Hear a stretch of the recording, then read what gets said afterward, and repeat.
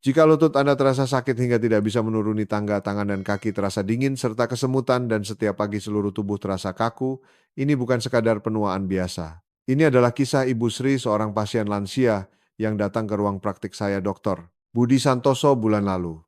Beliau berusia 73 tahun ini dan telah sangat menderita karena nyeri lutut selama 5 tahun. Setiap bangun pagi lututnya terasa kaku sehingga harus dipijat cukup lama baru bisa digerakkan dan beliau bahkan tidak berani berpikir untuk menuruni tangga. Tangan dan kakinya selalu dingin dan beliau tersiksa oleh kelelahan kronis di mana seluruh tubuhnya terasa berat seolah tenggelam. Apakah ada di antara Anda yang mengalami gejala seperti ini? Sepertinya banyak yang mengangguk. Sebenarnya ini bukan masalah Anda sendirian. Separuh dari lansia berusia 60 tahun ke atas di Indonesia, artinya 1 dari 2 orang menderita osteoartritis. Gejala di mana lutut atau ruas jari terasa sakit, tubuh kaku di pagi hari dan takut naik turun tangga. Namun ada masalah yang lebih besar. Terlalu banyak orang yang menganggap gejala ini hanya karena faktor usia dan membiarkannya. Karena sakit Anda malas bergerak, karena tidak bergerak otot menjadi semakin lemah. Dan karena otot melemah sedikit saja tersandung, Anda bisa jatuh. Jika Anda jatuh dan mengalami patah tulang pinggul, apa yang akan terjadi? Meskipun menjalani operasi kenyataannya 1 dari 3 orang meninggal dunia dalam waktu 2 tahun, bayangkan sejenak di kepala Anda, seberapa sakit lutut Anda sekarang. Karena rasa sakit itu Anda tidak bisa berjalan-jalan dengan cucu, dan pernah membatalkan perjalanan wisata dengan teman-teman bukan. Namun apakah Anda percaya jika semua masalah ini bisa berubah hanya dengan satu bahan yang Anda lihat setiap hari di dapur?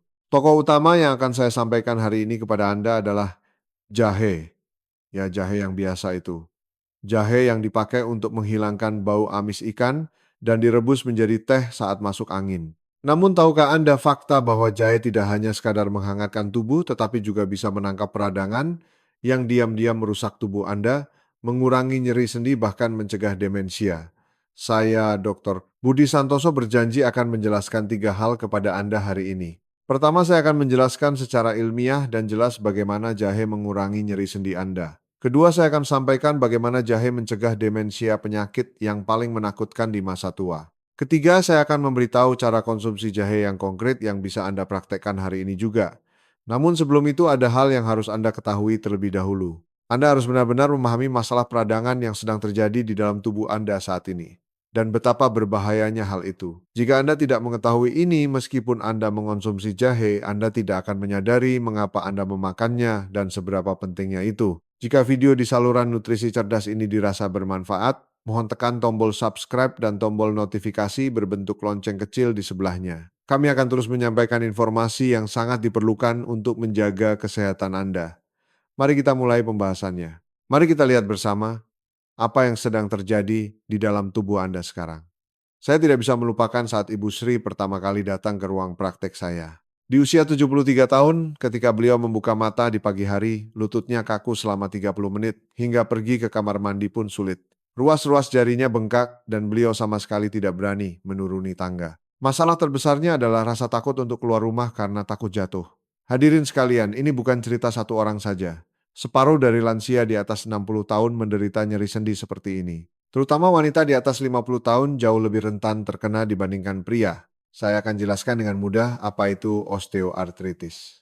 Tulang rawan yang kenyal yang menempel di ujung tulang lutut berfungsi menyerap benturan seperti ban mobil. Namun seiring berjalannya waktu, tulang rawan ini menipis sehingga tulang bertemu langsung dengan tulang. Seperti besi bertemu besi yang memercikan api, tulang bertemu tulang menimbulkan rasa sakit yang luar biasa. Masalah yang lebih besar adalah serpihan tulang rawan yang aus ini melayang-layang di dalam sendi dan menyebabkan peradangan.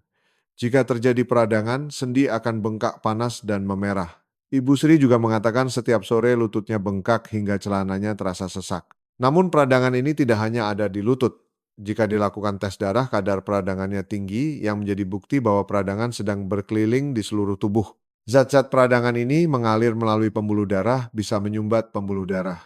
Jantung, memperburuk diabetes, bahkan naik ke otak dan merusak sel saraf. Lalu risiko jatuh. Karena lutut sakit, langkah kaki menjadi tidak stabil, otot melemah, dan sedikit saja tersandung ambang pintu Anda bisa jatuh fatal. Lebih dari 90% penyebab patah tulang pinggul pada lansia di atas 65 tahun adalah karena jatuh seperti ini. Jika tulang pinggul patah meskipun dioperasi 1 dari 3 orang meninggal dalam 2 tahun. Ibu Sri juga terpleset di kamar mandi musim hujan, lalu untungnya tidak terluka parah. Tapi sejak saat itu beliau sangat takut keluar rumah dan hampir selalu di rumah saja. Terakhir yang paling menakutkan adalah demensia. Demensia Alzheimer adalah penyakit yang disebabkan oleh penumpukan protein beracun bernama beta amyloid di otak. Zat beracun ini mulai menumpuk 20 tahun sebelum gejala demensia muncul. Namun jika ada peradangan kronis dalam tubuh, zat beracun ini menumpuk lebih cepat dan lebih banyak. Coba pikirkan, gejala lutut sakit dan tangan kaki dingin yang Anda rasakan sekarang bisa membuat Anda melupakan nama cucu dan tersesat jalan pulang 20 tahun kemudian. Ibu Sri juga mengatakan belakangan ini sering lupa. Lupa mematikan kompor gas, melewatkan waktu minum obat, dan mengulang kata-kata yang baru saja diucapkan. Sekarang Anda paham kan, nyeri lutut, kesemutan tangan kaki, dan kelelahan kronis bukan hal yang bisa diabaikan begitu saja. Ini adalah sinyal darurat yang dikirim tubuh Anda. Saat ini juga api peradangan sedang berkobar di dalam tubuh Anda, dan api itu membakar sendi, menyumbat pembuluh darah, dan merusak otak. Jika video hari ini bermanfaat, mohon tekan tombol like sekali saja. Klik kecil dari Anda menjadi kekuatan besar untuk menyampaikan informasi penting ini kepada lebih banyak lansia. Lalu apa yang harus dilakukan? Bagaimana cara memadamkan peradangan ini? Saya akan memberikan jawabannya di cerita selanjutnya. Ibu Sri yang sangat menderita akhirnya datang menemui saya. Melihat hasil pemeriksaan kadar peradangannya tinggi dan tulang rawan lututnya sudah sangat menipis. Saat itu saya menyarankan beliau untuk rutin mengonsumsi jahe. Awalnya beliau ragu, jahe-jahe yang biasa itu, ya jahe itu. Namun agar Anda bisa mengonsumsinya dengan yakin, Anda perlu tahu mengapa jahe efektif, jadi saya akan jelaskan dengan mudah. Saat mengunyah jahe rasanya pedas dan menyengat, bukan? Itu karena kandungan bernama gingerol. Namun ada rahasianya di sini. Daripada memakan jahe mentah begitu saja, efeknya jauh lebih baik jika dikeringkan atau direbus. Mengapa demikian? Jika jahe dikeringkan atau direbus, gingerol berubah menjadi zat baru bernama shogaol. Ibaratnya begini, beras mentah jika dimakan, langsung susah dicerna dan tidak enak. Tapi jika dimasak dengan api menjadi nasi yang nikmat. Jahe pun sama. Jika dikeringkan atau direbus, ia berubah menjadi komponen antiinflamasi yang beberapa kali lipat lebih kuat dari aslinya. Apa yang dilakukan sogaol ini di dalam tubuh kita? Singkatnya, ia mengunci pintu pabrik peradangan. Jika tubuh kita mengalami peradangan, pabrik yang memproduksi zat peradangan akan beroperasi. Karena pabrik itu tanpa henti memuntahkan zat peradangan sendi jadi sakit dan bengkak. Namun jika shogaol masuk, ia akan mengunci pintu pabrik tersebut. Karena pabrik berhenti, zat peradangan tidak lagi diproduksi. Universitas Georgia di Amerika Serikat melakukan eksperimen menarik. Orang-orang diminta mengonsumsi 2 gram jahe per hari, kira-kira seukuran 1 ruas jempol, hanya selama 11 hari. Lalu mereka diminta berolahraga untuk membuat nyeri otot, dan ketika rasa sakitnya diukur, rasa sakit berkurang 25% dibandingkan orang yang tidak makan jahe. Hanya dalam 11 hari berkurang 25%. Bayangkan betapa membaiknya jika dikonsumsi selama 3 bulan. Efek ini muncul karena jahe mengurangi sinyal rasa sakit yang dirasakan di tulang belakang dan otak kita. Seperti alat peredam suara yang mengurangi suara bising. Ada yang lebih mengejutkan. Tim peneliti dari Universitas Michigan dan Universitas Colorado di Amerika meneliti pasien penyakit autoimun. Setelah makan jahe, kadar peradangan pasien turun drastis. Sel imun tubuh yang terlalu aktif menyerang jaringan normal ditenangkan oleh jahe. Dan yang paling penting adalah cerita kesehatan otak. Saya sudah sebutkan bahwa demensia Alzheimer adalah penyakit di mana protein jahat bernama beta amyloid menumpuk di otak dan membunuh sel saraf. Namun tim peneliti Korea membandingkan berbagai obat herbal termasuk jahe. Dan ternyata jahe memiliki efek paling luar biasa dalam melindungi sel saraf otak dari protein jahat ini. Perumpamaannya begini, sel saraf otak adalah keramik berharga. Zat jahat beta amyloid membawa palu dan mencoba menghancurkan keramik itu. Saat itulah jahe menjadi perisai yang melindungi keramik tersebut. Ada kabar lebih baik lagi. Di Thailand, wanita parubaya yang diminta mengonsumsi jahe selama 2 bulan mengalami peningkatan daya ingat. Kemampuan mengingat nomor telepon yang baru didengar atau urutan memasak benar-benar meningkat. Ini karena jahe mencegah penguraian zat yang sangat diperlukan untuk daya ingat.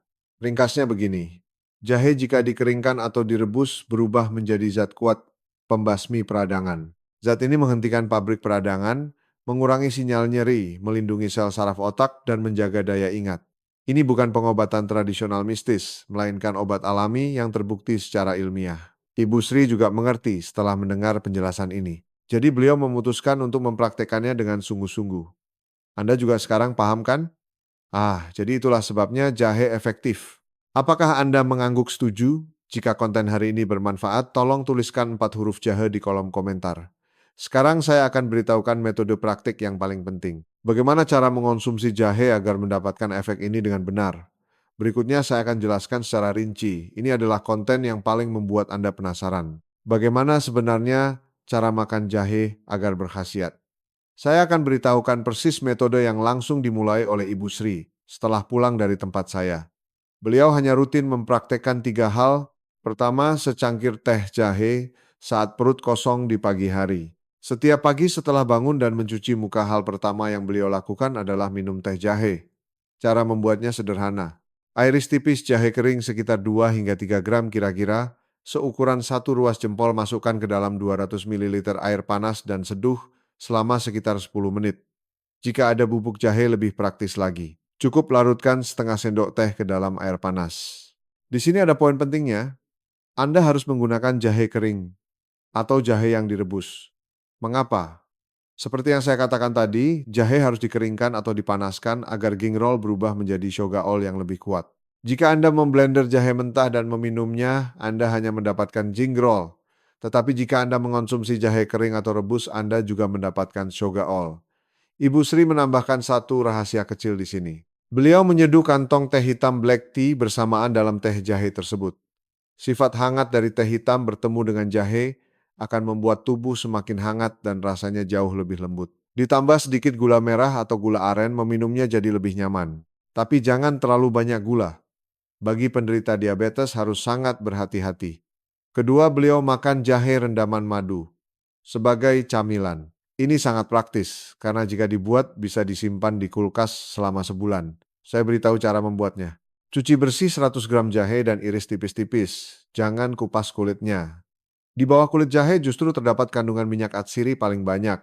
Cukup cuci bersih saja. Masukkan irisan jahe ke dalam toples kaca dan tuangkan madu hingga jahe terendam. Lalu diamkan di kulkas selama 3 hari, rasa pedas jahe akan larut ke dalam madu sehingga lebih enak dimakan. Anda bisa memakannya 1 atau 2 potong sehari. Sangat bagus saat tenggorokan gatal atau batuk. Ibu Sri memakan 1 potong ini saat merasa lapar sekitar jam 3 sore.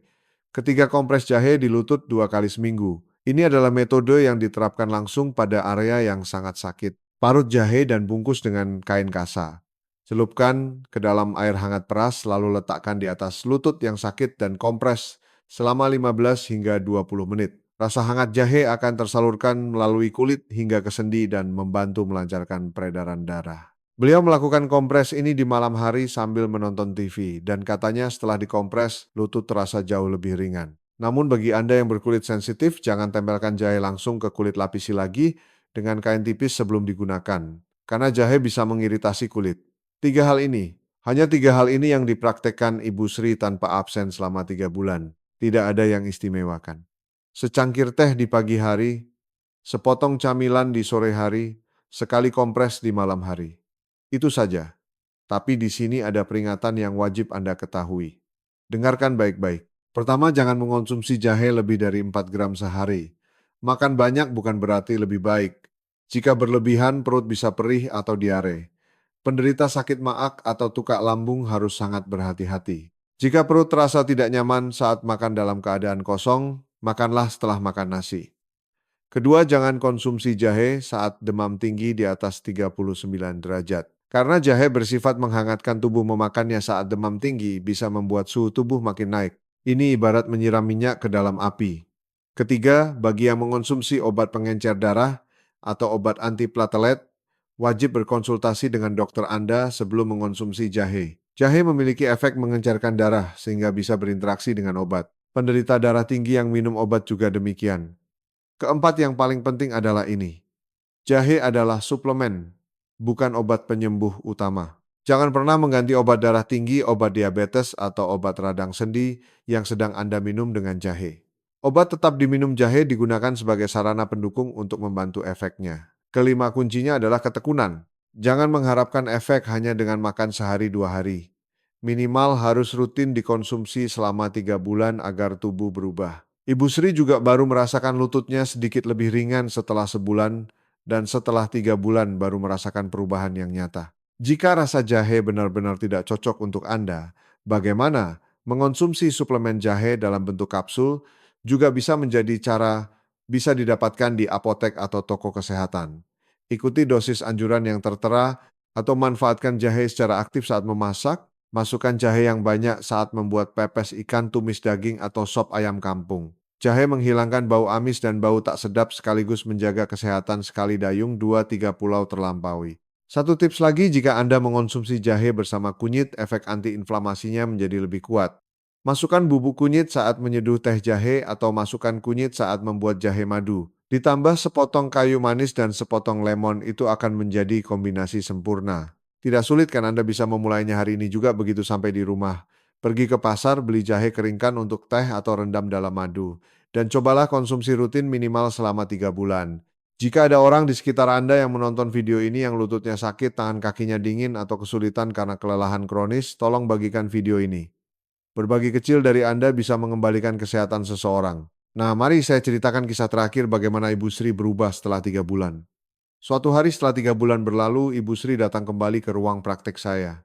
Saya terkejut melihat beliau membuka pintu dan masuk, karena cara berjalannya sudah berubah. Dulu beliau berjalan hati-hati sambil menyeret lutut, tapi hari itu beliau masuk dengan langkah yang jauh lebih ringan.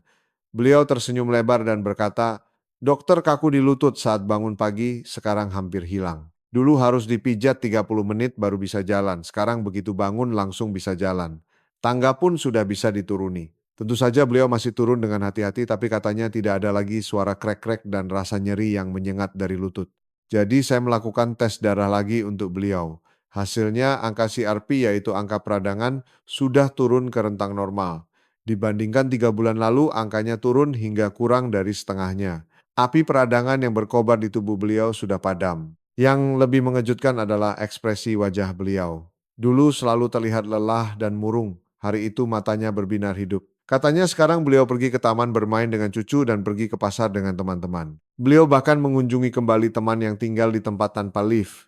Hadirin sekalian, inilah kekuatan jahe, bukan sesuatu yang istimewa. Hanya sepotong jahe yang umum di sekitar kita yang dikonsumsi rutin selama 3 bulan. Tidak perlu membeli makanan kesehatan yang mahal, tidak perlu terapi yang rumit.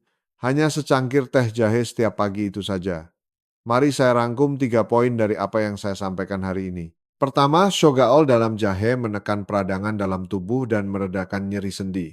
Kedua, konsumsi rutin 2 hingga 3 gram sehari selama lebih dari 3 bulan akan memberikan hasil. Ketiga, jahe adalah harta karun alami yang membantu pencegahan demensia dan kesehatan kardiovaskular. Anda bisa berubah seperti Ibu Sri.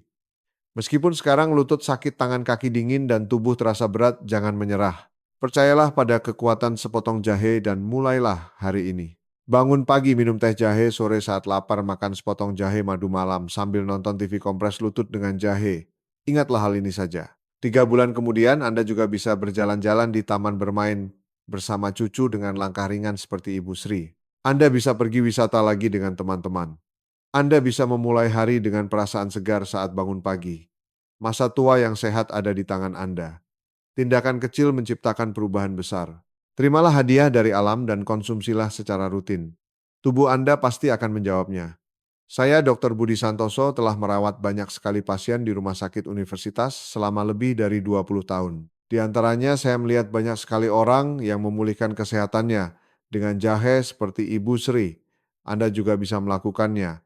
Mulailah dari saat ini juga. Bagi Anda yang bertekad untuk mempraktekannya hari ini, juga silakan tulis angka 2 di kolom komentar. Tekad Anda akan memberikan keberanian bagi orang lain. Dan tidak ada kebahagiaan yang lebih besar bagi saya jika 3 bulan lagi Anda kembali berkomentar, memberitahukan perubahannya. Saya dengan tulus mendukung masa tua Anda yang sehat bersama saluran nutrisi cerdas. Terima kasih.